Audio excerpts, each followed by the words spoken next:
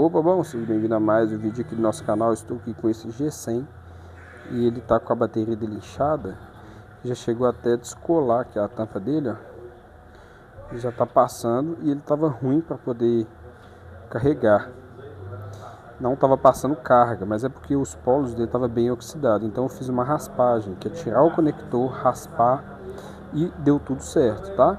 Aqui então, no caso, o cliente trouxe agora novamente, já removeu a tampa.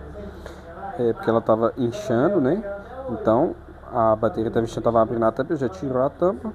Para a gente tirar, a gente vai, quando tiver assim, vai utilizar uma lâmina de plástico, um álcool isopropílico e uma ventosa para poder levantar. Vai levantar a tampa, vai vir cortando aqui de lado e molhando com álcool isopropílico, como eu faço em todos os vídeos, para remover essa tampa, beleza? Aqui no caso a gente vai fazer somente a substituição da bateria.